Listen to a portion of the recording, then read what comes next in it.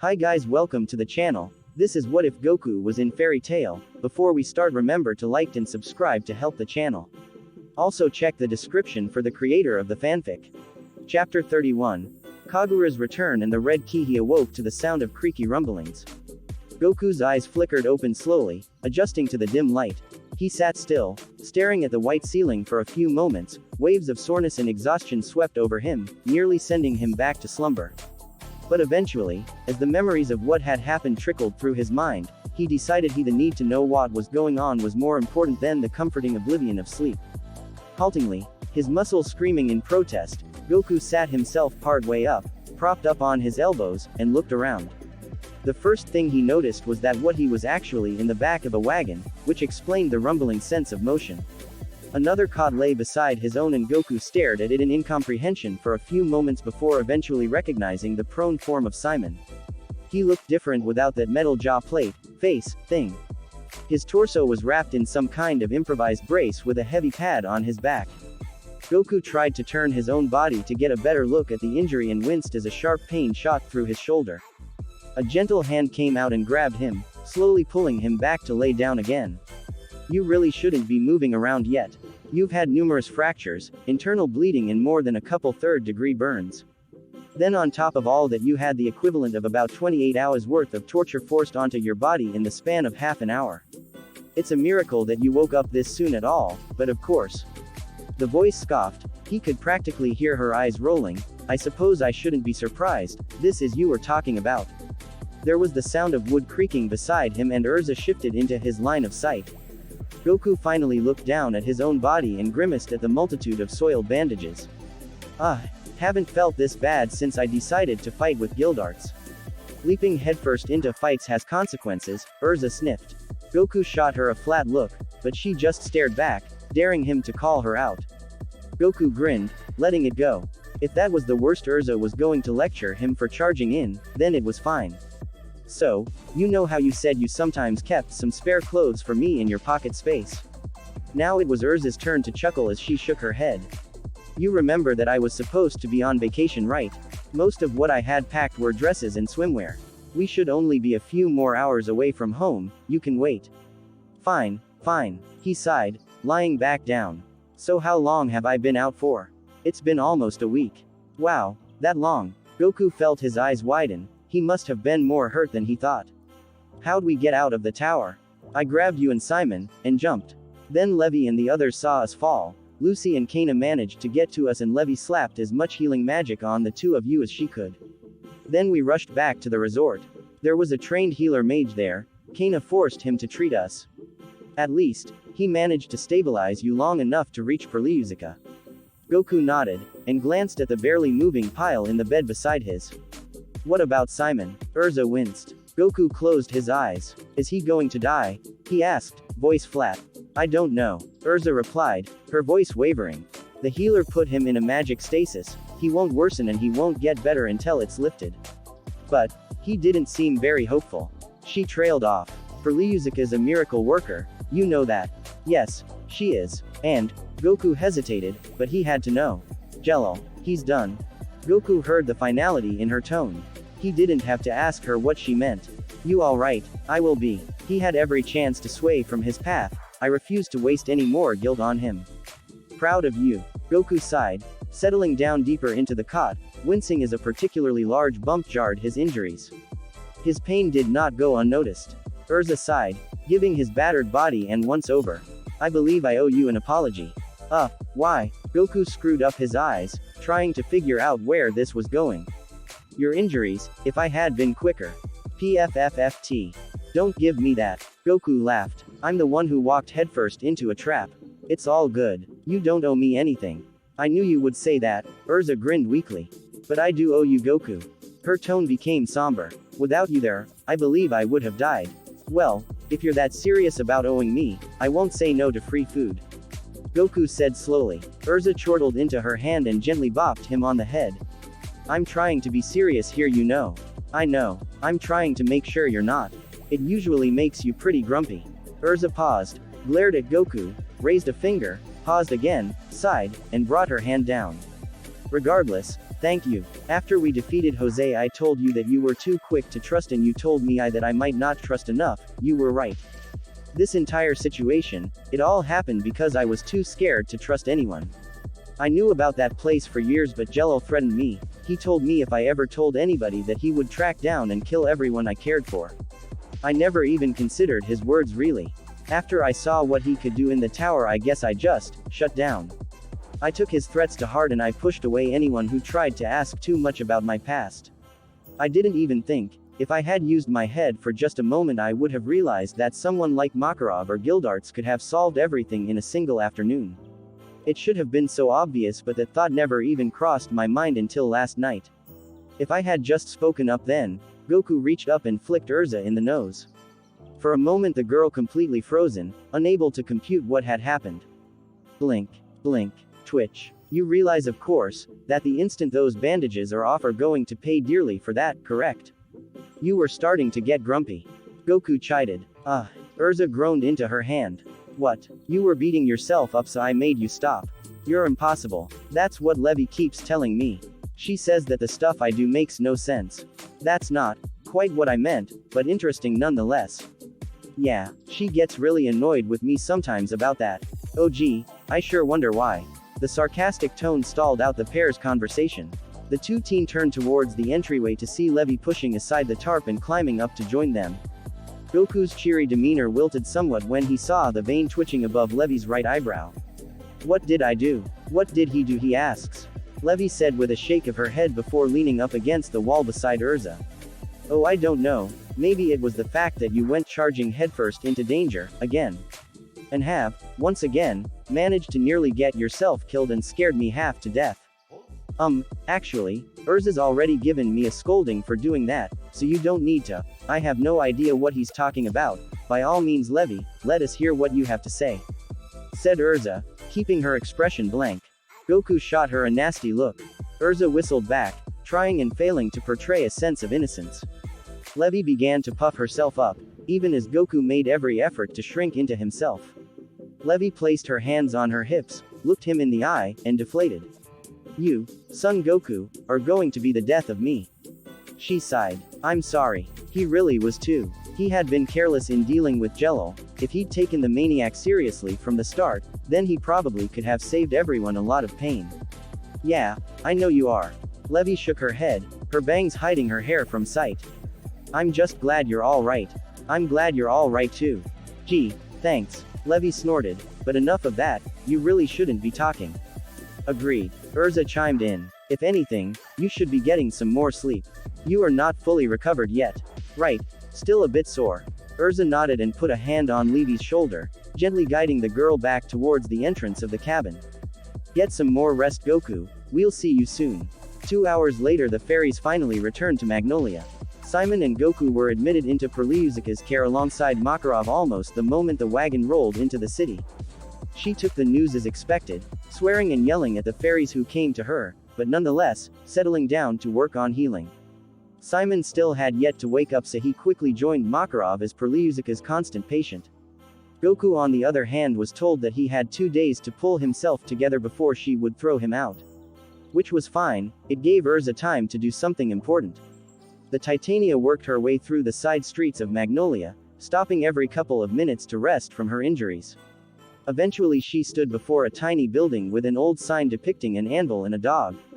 The first time she had been to this small armory shop had been with Makarov just a few months after she had arrived at the guild. The old blacksmith Mitch had taken one look at her and her requip magic and had given her one of the biggest, warmest smiles that she had ever seen. Swords and armor both, huh? Most people, they come to me for supplementary stuff, a sword here, chest plate there, but that won't work for you, will it? Tell you what, Makarov's been talking you up for the last week, let's make a deal. I'll give you a standing 20% off here and I'll help ya out with custom gear and the like. Then you use my gear exclusively and bring me back any rare gear or weird artifacts you find that I might be able to use. I'm pretty big about recycling old weapons around here. Thank you, sir. I accept. And so the deal was struck. She had brought him all sorts of things over the years, dozens of broken swords and spears that had gone into the heaven's wheel, rare scales and bones that had gone into making her various elemental empress armors, and even the wings of the wyvern for her blackwing armor.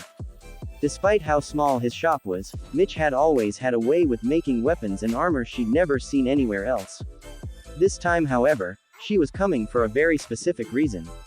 She stepped inside and rang the bell. With a muttered swear, she saw the blacksmith come out from behind a counter and look her up and down. "Ah, my best customer has returned." He paused. "You look like hell. You should see my opponent." "Ha, I'll bet that wouldn't be a pretty sight. So what brings you back here? You beat some of my work to pieces again." "No, not this time. I was hoping you might be able to help with a repair job," she said as she pulled out a couple pieces of weathered wood from her equip space. A few days later, it took her 2 months to finally reach Magnolia. Her money had long since dried up and hunger gnawed away at her stomach. But still, she had made it. Now all she had to do was track down the city's guild and she would be one step closer to finally locating her brother.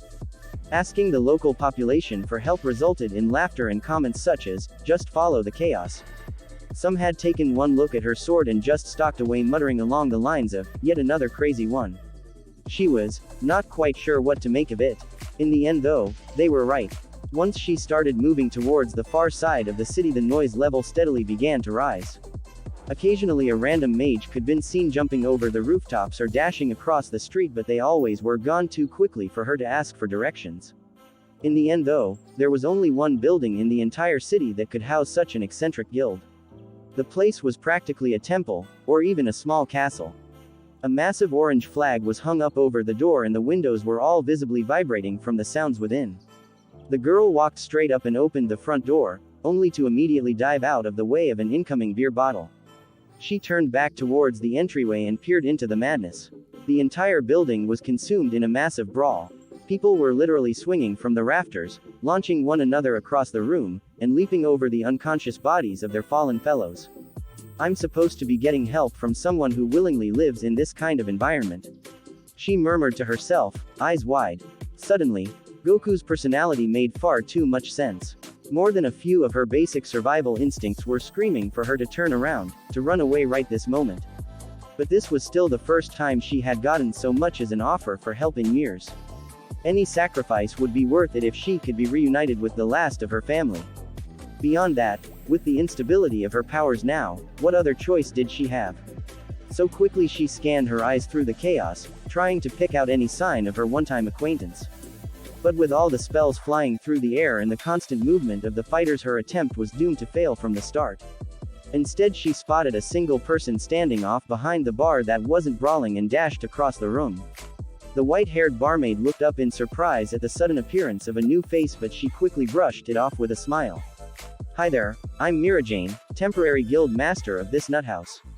"And you are?" "Kagura," was her simple reply. Mirajane waited for a moment, but when it was clear that nothing else was forthcoming, she slowly nodded. "Well, all right then. What can I do for you today? Are you a new member looking to join? Are you here to place a job? Or are you looking for one of our members?" "Son Goku. All right, what did he blow up this time and how much do we owe you to get it fixed?" Mirajane groaned into her hand. "Nothing like that, I just have business with him." "All right, then that makes you either a fangirl or another challenger from another guild. If you're a fangirl, I can tell you right now he probably isn't interested. If you're a challenger, give me your contact info and I'll set up a match the next time he's in." The vein on Kagura's forehead twitched. "Neither. I just need to speak to Son Goku," she growled. Mirajane watched the vein for a moment and chuckled. "Well, this would be a whole lot easier if you tried to explain things instead of snarling at me." She raised a hand, putting off Kagura's scathing response. "Humor me, I promise I won't bite." Kagura scowled in annoyance. "I met Goku several months ago and he agreed to help me with a job." "He agreed to do a job? As in an official job pro bono? Generally that means he's supposed to clear it with me first. Though I suppose that after all the complaining I've heard from Makarov over the years, I shouldn't be that surprised that the S-class mages are creating extra paperwork for me. Now then, details. What's the job, who's the client and what's the pay?" Mirajane said calmly as she pulled out a pen and notepad. "What? The job? You just said you were here for a job. I need information to file away for the records." Once the council is remade, whenever that will be, I'm not about to have them try and shut this place down just because I didn't file all their forms properly. I just had to deal with some big mess where he helped blow up some weird slaver's tower off the coast. I can take another hit.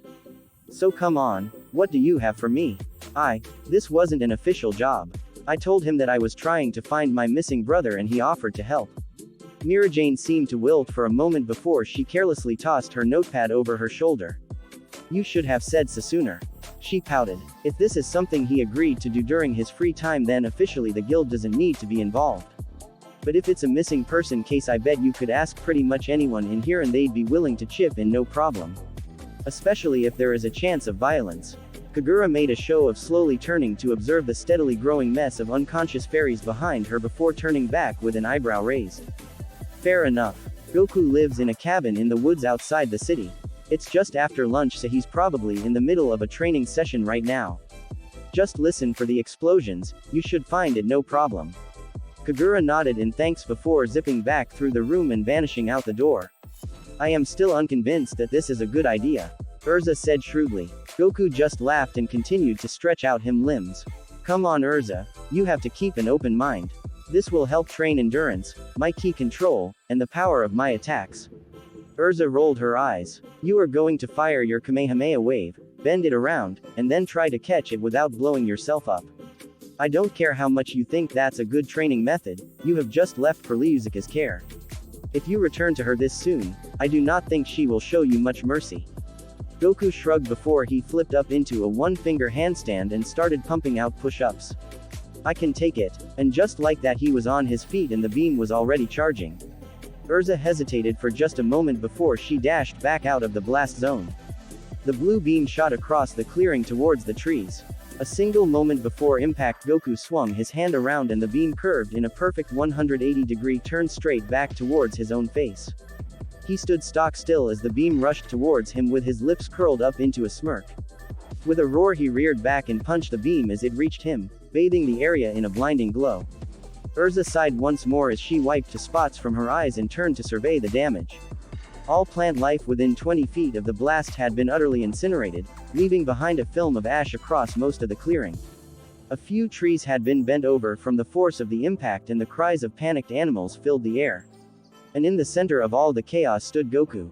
His hand was trembling and his knuckles were raw and blistered. Yet his smirk still morphed into a full-on smile when he began to stretch out his hand. So are you satisfied now? Or do you want to try and make the other hand match? Shouldn't I? When you work out, don't you always do the same exercise on both sides of your body to make sure you stay balanced? Erza hesitated for a moment. Are you sure there isn't anything else you'd like to do right now? Do you want to go and have one of the meals I owe you right now? Goku paused and actually frowned at her. Erza, you're not supposed to eat in the middle of a workout. You have to do it the whole way through to get the best results. We can go eat after. Struggling to keep her face composed, Erza pressed on. Very well, but are you really sure that this is how you want to conduct your training right now? Well, we could spar. Erza looked around the clearing and spotted no less than 5 different trees that had had their bark shredded off when she was flung in full armor straight into them. Others lay shredded on the ground from her own blade. She saw at least a dozen different indents in the ground where one of them had pinned the other down, and a small boulder that had once taken prominence on the clearing's north side now lay in a pile of pebbles. Are you sure there isn't anything else that you want to do? Oh, I was trying to figure out a new technique earlier while I was in the hospital. I haven't mastered it yet, but it should be pretty cool. I think I should be annoyed, but I am honestly too curious about how you managed to practice some new fighting move in near critical condition without anyone finding out. It's not a fighting move. It's just a new trick I've been working on. Took me forever to get the hang of it too, but I had a lot of time to work on it while I was recovering. I'm almost scared to see what kind of ability you would take the time to learn if it doesn't relate in some way to fighting. In response, Goku grinned and suddenly levitated himself a foot off the ground. Erza blinked. Ah, I see. The scene Kagura walked onto 15 minutes later was of Goku floating in midair with a massive boulder tied around his back trying to dodge the rocks that Erza was hurling at him with machine gun speed. She looked back and forth between the two before she leaned up against a nearby tree to settle in and wait. 20 minutes later, and with Goku sporting 6 new bruises, Erza finally ran out of ammo. She was idly considering switching to the Heaven's Wheel armor to continue the session when she finally noticed the other swordswoman. Erza's eyes locked with Kagura, and they both tensed. She could feel the swordswoman taking her measure even as Erza took hers. Most of all, Erza's senses drew her eyes to the woman's blade and the unsettling sense of weight that emanated from it. For a moment, everything grew frigid, muscles tensed, hands drifted towards blades, and it seemed as though the air had turned electric. Then the moment passed and Erza nodded. Kagura did the same. Off to the side, Goku finished undoing the knots on his giant weight and shrugged the rock to the ground. Freed from the restraint, he finally looked up and noticed the new visitor. "Hey Kagura, you finally made it over here. Good to see you." And just like that, the tension was ruined. Both of the girls reared back in surprise as Goku practically materialized between them and grabbed Kagura's hand to shake. The girl tolerated her arm being bounced around for a moment before she stepped back as politely as she could out of range. Erza took note of the girl's discomfort and decided to step in. "Goku, who's your friend?" "This is Kagura. I met her right after we left Galuna Island a while back." Erza nodded before turning her attention back towards the dark-haired girl. "That's an interesting-looking blade. How did it come into your possession?" As Kagura began to explain the origin of her blade, Goku tuned the pair out and directed his ki sense towards the younger girl. Her power was even greater than it had been the last time they had met, yet the connection between her and the blade seemed to be even more unstable. More than that though, her every energy felt as though it had mutated somehow. The change was minuscule, but there was still something there, something he couldn't quite put his finger on. So he pushed deeper, directing even more power towards his senses to try and determine the source of the change. There was something extra floating around in the bond between the sword and the girl, something that had not originally been there that was throwing off their balance. Then he realized that it felt familiar. "I didn't have enough power to finish the process though, so he added his own and we were able to stabilize the bond." "That's it," Goku exclaimed. "Kagura, your control hasn't improved at all, right?" "What? No," she admitted, shifting uncomfortably. "Despite my best efforts, it has not. Have you noticed anything off about your powers at all, anything different?" "Yes, of course. I have fused my essence with a mystic sword, I just need to properly adapt to it." "Nope. It's been weeks, which should have been more than enough time. It would have been too if it had only been your power." "Wait, is this because of your magic then?" "No, and I think that's the problem. I don't have any magic, I use ki. As far as we know, I'm the only person who can use it. But since I helped to reform the sword, my ki got mixed into the blade, and because of your bond with it, you have ki now too. It's just a little bit, but since you have no idea how to use it, it's throwing off your control. Until you figure it out, your magic is going to be unstable and dangerous." "But, no, I don't have time to wait around learning how to control a whole new form of energy. Not when my brother is out there somewhere still just waiting on me to save him," she said heatedly. Rather than respond, Goku actually slapped himself loudly on the forehead, snapped the girl out of at least part of her rage. "Right. Can't believe I didn't do this first." And suddenly Goku had grabbed Kagura by the arm and dashed off, dragging her across the forest. Once again Erza found herself sighing in exasperation. "He'll never change." Then she dashed off after him in a flash of light. Perlyuzica was putting a new wet cloth atop Makarov's forehead when her door was nearly kicked off its hinges. The pink-haired old woman let out a harsh snarl as she turned to see Goku burst in beside a younger teen. With a vindictive grin stalked up to the pair with a surgical knife in either hand. "Goku, I believe that I've told you before how much I despise it when people burst into my house uninvited. Especially when they don't even have the common courtesy to knock first. I don't have to take care of any of you in case you forgot, I only help you brats out because Makarov always asks me to. If you tick me off, I don't have to take care of you. In fact, I could always just..." "Simon!" the girl shrieked. Suddenly Perlyuzica found herself toppling over into Goku's arms as the girl rushed past and threw herself beside the bed of her second patient. Her eyes were wet as she just hovered over his prone form, wanting nothing more than to embrace her long-lost brother, the last of her family. But she was left paralyzed at the sight of his condition. Her hand hovered uncertainly over the brace wrapped around his chest, hesitating as though the very act of touching him would cause him to vanish. She bit down on her lip in anxiety before she slowly edged her hand up his body to come to a stop atop his forehead. Her hand trailed slowly across his face for a moment, feeling the quiet breath escaping his lips with a soft smile. Over the course of her journey throughout the past decade, she had been beaten down time and time again, both mentally and physically, as she carried on through her never-ending quest. The constant failures, dead ends, and attempts on her life had hardened her heart, had made her unwilling to allow anyone in. With her brother finally here before her, injured but alive, those walls, just for a few moments, crumbled. With a broken sob, she came back and threw her arms around a startled Goku. "Thank you," she mumbled into his shirt as her tears began to stain the fabric. "Thank you." Lucy slammed her head down against the book on her table and groaned. 15. She had checked 15 different texts about the different spiritual keys so far and had learned more about some of her spirits than she had thought possible from books. But there was absolutely nothing anywhere about the strange red key. Not even so much as a reference or a single hint as to what the little red key's origin could be. Finally, the blonde just threw up her hands in defeat. "At this point, the only way I'm going to learn anything is if I just suck it up and try it out." Open. A few minutes later, a concerned citizen arrived at Lucy's door. He knocked frantically, shouting that he had heard panicked screams and that he wanted to know if everything was alright. It was the very last thing he ever did. This isn't fair.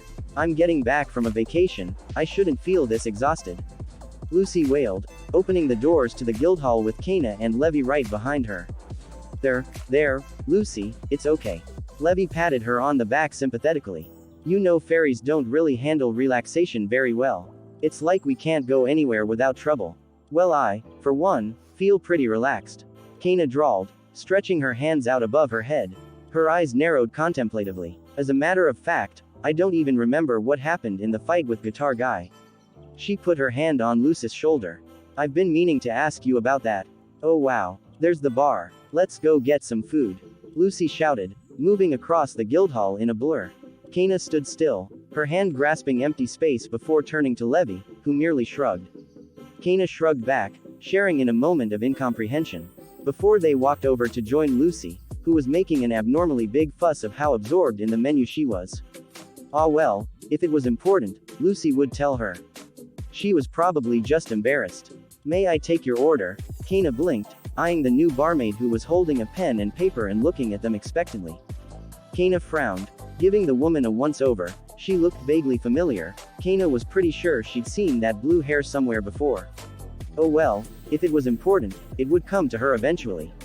"I think I'll have a sorceress's sundae," Lucy said, keeping her eyes firmly on the menu. "And to drink, I'll have some water." Lucy looked up with a smile, locked eyes with the waitress, and froze. "ACKGAFRIGGINWATERLADY." Lucy shrieked, sounding like a fish trying to play the bagpipes as she lurched backwards, falling off her seat. She hit the ground with a clunk that made Kana wince. Lucy pointed at the waitress, who was doing her best impression of a deer staring into the lights of an oncoming car, as Lucy scrambled backwards until she hit a table. Kana looked back and forth between the two. Take it you know each other." "Know her," Lucy shrieked. "She kidnapped me." "You're, gonna need to narrow it down a bit more there, Lou. That's still a pretty broad group." "She's from Phantom Lord," Kana blinked, looking back at the barmaid with a new light. Mentally, she put a dark blue hat on her and put a phantom scowl on her face. Suddenly, it clicked. "Oh, crap, you're Juvia of the Deep," Kana yelped, suddenly backing up and reaching for her cards. "Wait," the woman replied, raising her hands up and looking at them in sudden terror. Allowed Juvia to explain. It wasn't so much the words, as the pleading in her voice that convinced Kana to lower her cards. Well, that and the fact that she really didn't feel like getting into a fight with an S-class mage right now. "Okay, let's hear it." Juvia lowered her hands, gripping the hem of her skirt and biting her lip nervously. Juvia has joined Fairy Tail. She lifted her skirt up to her hip, showing off inch after inch of creamy white skin until she revealed the guild symbol stamped on her thigh. "You have really nice legs," said Kana's brain. Luckily, Levy cut in before Kana could say the thought out loud. "So, Mirajane just let you join?" the word mage asked, raising a brow skeptically. "Yes, she did." Juvia is still not completely sure why. Juvia frowned, staring down at the ground in thought, before shaking her head and looking back up at Lucy. "Juvia wishes to apologize for the way she treated you, Lucy, even if it was under Jose's orders, even if you are a love rival." That does not mean it was correct. Juvia begs your forgiveness. Juvia bowed, lowering her head so far she nearly smacked at the counter. Kana turned back to Lucy, who looked less frightened, and now just sort of bemused, as though a grizzly bear had come charged at her, roared in her face, then rolled over and presented their belly for a tummy rub. Lucy got to her feet, and scratched the back of her head. I guess it's not a big deal, I mean if you're one of us now, Kana smiled. Lucy just didn't hold grudges. Juvia thanks you, Juvia said, not raising her head. That's, great, so can you get me my order? But of course, suddenly Juvia burst into motion, turning her back on them and beginning to gather the ingredients. Lucy just stared at the blur of motion before sighing and trudging back to her seat. She placed her head on the table and sighed. Well, isn't that nice? Levy attempted, prodding Lucy gently. Now I'm even more exhausted. Lucy whined. I did not need that kind of adrenaline right now. They're my poor sweet Lucy. Kana grinned, wrapping her arm around her blonde friend's shoulders. I'm sure any moment Natsu's going to burst in and start setting things on fire. Shut up, Kana. That's not helping. I know. Thanks for listening. If you want the next part of this video, be sure to like, subscribe and comment and hit that bell notification. See you next time.